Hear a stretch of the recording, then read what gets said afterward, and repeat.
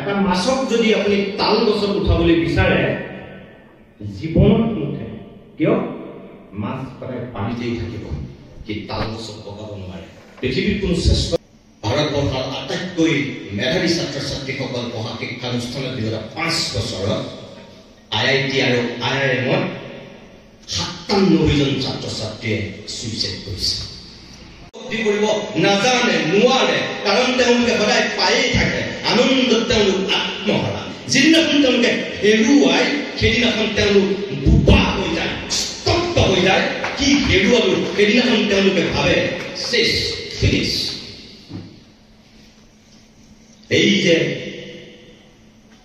ভাৰতবৰ্ষৰ আটাইতকৈ মেধাৱী ছাত্ৰ ছাত্ৰীসকল পঢ়া শিক্ষানুষ্ঠানত বিগত 5 বছৰত IIT আৰু IIM-ত 97 জন ছাত্ৰ ছাত্ৰীয়ে সুইচাইড কৰিছে 97 জন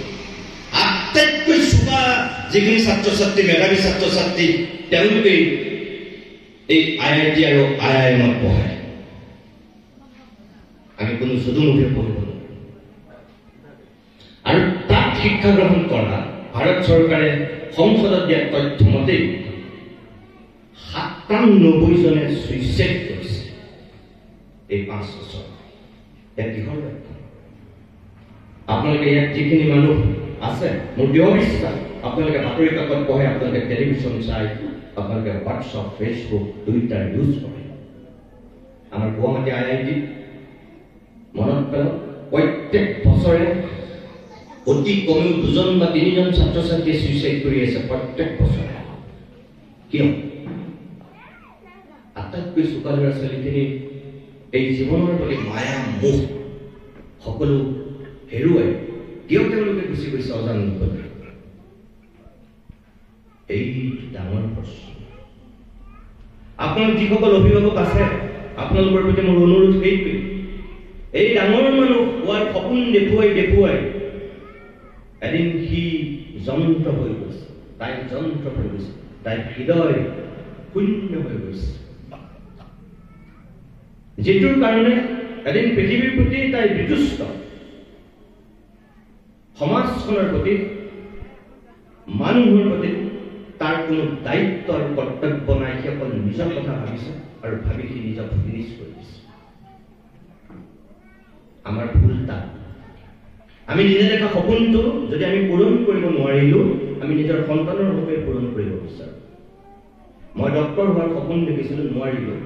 মই যেনে তেনে হ'লেও মোৰ ল'ৰাটোক ডক্টৰ বনামি মই এনেকুৱা এটা সপোন দেখিলো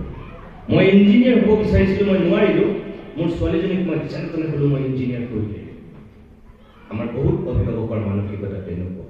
ভুল আপুনি এটা কথা সদায় মনত ৰাখিব আইনষ্টাইনে কোৱা কথা মই কোৱা কথা নহয় যে এটা মাছক যদি আপুনি তাল গছত উঠাবলৈ বিচাৰে জীৱনত নুঠে কিয় মাছ প্ৰায় পানীতেই থাকিব কি তাল গছত পকাব নোৱাৰে পৃথিৱীৰ কোনো শ্ৰেষ্ঠ বিজ্ঞানীয়ে চেষ্টা কৰিও উঠাব নোৱাৰে মিছা আমি পৃথিৱীৰ প্ৰত্যেকটো শিশুৱে এটা জিনিয়াছ আমি প্ৰত্যেকে এটা সুকীয়া প্ৰতিভা লৈ পেলাই পৃথিৱীলৈ আহোঁ আৰু আমাৰ সেই প্ৰতিভা অনুযায়ী আমি শিশুবিলাকক ডাঙৰ কৰিব লাগে সেইমতে আমি সপোন দেখুৱাব লাগে এই প্ৰাথমিক বিদ্যালয়তে তাৰ ভেটিটো যিহেতু তৈয়াৰ হয় ইয়াতে আটাইতকৈ গুৰু দায়িত্বটো অভিভাৱক সমাজ আৰু শিক্ষক সমাজে বহন কৰিব লাগে সপোন দেখুৱাব লাগে ডাঙৰ মানুহৰ সপোন দেখুৱাটো একো বেয়া কথা কিন্তু একমাত্ৰ ডাঙৰ মানুহ হোৱাৰ যিসকলে সপোন দেখুৱায় মই তেওঁলোকৰ লগত একমত নহয় ল'ৰাটোৰ ছোৱালীজনীৰ প্ৰতিভা অনুযায়ী আমি সপোনটো দেখুৱাব লাগে আৰু তেওঁলোকে আগুৱাই দিব লাগে যিটো ল'ৰাৰ ক্ৰিকেটৰ প্ৰতি ৰাপ যিজনী ছোৱালীৰ নাচৰ প্ৰতি অনবৰতে ৰাপ যিটো ল'ৰাই এটা সুন্দৰ কণ্ঠ লৈ পেলাই আহিছে যিজনী ছোৱালীৰ এটা সাংঘাতিক অভিনয় প্ৰতিভা লৈ আহিছে আপুনি কি যুক্তিত তাইক ইঞ্জিনিয়াৰ বনাবলৈ চেষ্টা কৰে